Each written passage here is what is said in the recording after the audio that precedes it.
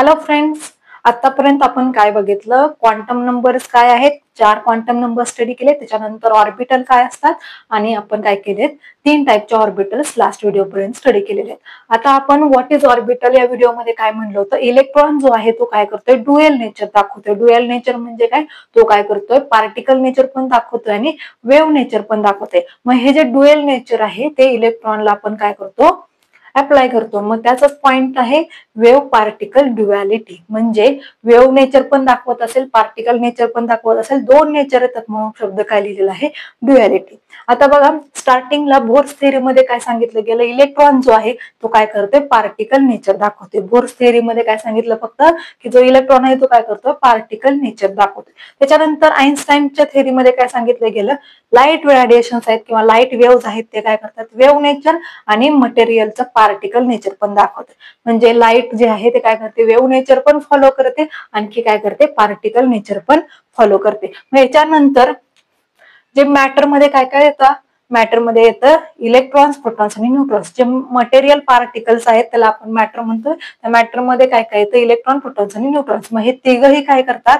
काय आहे ते तिघ जण? तर सब ॲटॉमिक पार्टिकल्स आहेत. ॲटम मध्ये प्रेझेंट असलेले जे पार्टिकल्स असतात त्यांना काय म्हटलं जातं? सब ॲटॉमिक पार्टिकल्स. मग हे तिन्ही इलेक्ट्रॉन, प्रोटॉन आणि न्यूट्रॉन हे काय आहेत? सब ॲटॉमिक पार्टिकल्स आहेत आणि ते काय करतात? ड्युएल नेचर दाखवतात. याच्यावरून एक इक्वेशन तयार केलं गेलं, डी ब्रॉगली इक्वेशन, ज्याच्यात काय सांगितलं गेलं? लॅम्बडा वेव्हलेंथ आहे is equal to H upon M U. M काय आहे? मास. यू काय आहे? Velocity of the particle is equal to H काय आहे? प्लँक्स कॉन्स्टंट आहे आणि डिवायडेड बाय काय आहे?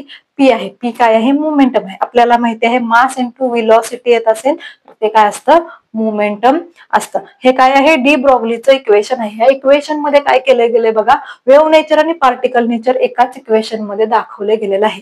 लॅम्बडा हे कशासाठी असतं? लॅम्बडा काय आहे? वेव्हलेंथ आहे. वेव्हलेंथ कधी असोसिएट होते? जेव्हा वेव्ह नेचर असेल तेव्हा. आणि इथं मास आलेला आहे. मास कोणासाठी येतं?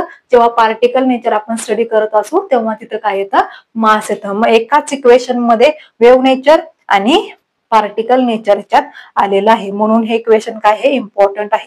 नेक्स्ट बघा, हे इक्वेशन कसं डिराईव्ह केलं ते आपण शॉर्ट मध्ये बघणार आहोत. आईन्स्टाईन्स इक्वेशन काय सांगतं? E is equal to M C square. E is equal to M C square. M काय आहे? मास आहे दॅट पार्टिकलचं. सी काय आहे? Velocity of light. आपण इथं काय सांगितलं? आईन्स्टाईनने काय सांगितलं? लाईट काय करते? वेव्ह नेचर आणि मटेरियल पार्टिकल नेचर पण दाखवते. एम काय आहे? मास आहे म्हणजे काय केलं इथं? पार्टिकल नेचर दाखवले. सी काय आहे? व्हेलॉसिटी ऑफ लाईट आहे म्हणजे इथं काय दाखवलेलं आहे? वेव्ह नेचर दाखवलेलं आहे. Energy is equal to mass into square of velocity. हे एक इक्वेशन झालं. याच्यानंतर प्लँक्स इक्वेशन आहे E is equal to H nu. H काय आहे? प्लँक्स कॉन्स्टंट आहे. न्यू काय आहे? फ्रिक्वेन्सी ऑफ दॅट पार्टिकल किंवा frequency of that light wave. आता हे जे दोन इक्वेशन्स आहेत त्याच्यात लेफ्ट साइडला आपल्याला काय दिसतं? एनर्जी दिसतं. दोन्ही पण इक्वेशन्स कशासाठी आहेत? एनर्जीसाठी आहेत. मग लेफ्ट हँड साइड जर सेम असेल तर राईट हँड साइड काय होतात? एकमेकांना इक्वल होतात. तेच आपण लिहिलेलं M C square is equal to H new.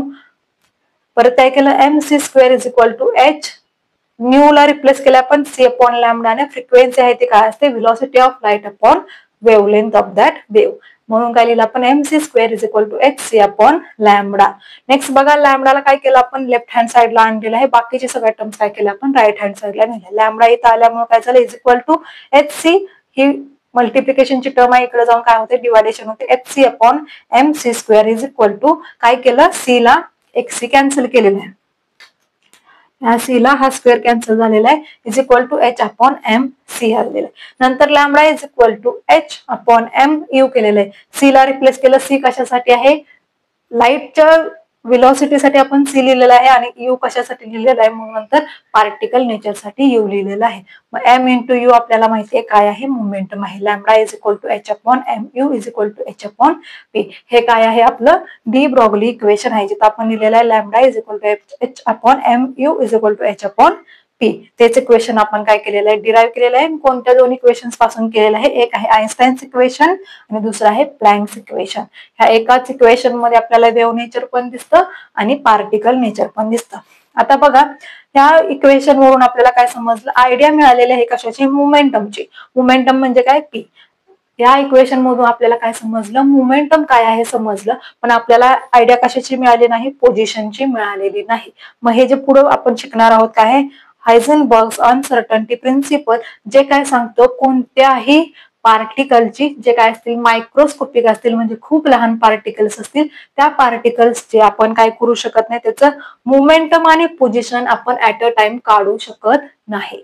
हे काय आहे, पुढचं हायझेनबर्ग्स अनसर्टन्टी प्रिन्सिपल आहे.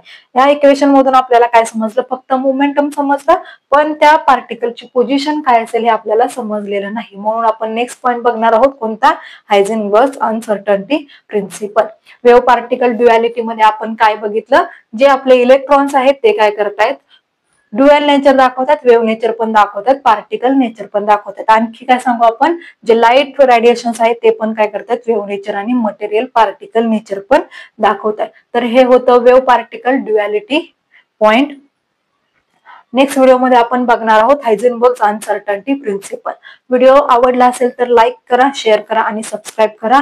काही पॉइंट समजले नसतील तर कमेंट करा. भेटू आपण नेक्स्ट व्हिडिओमध्ये. थँक्यू.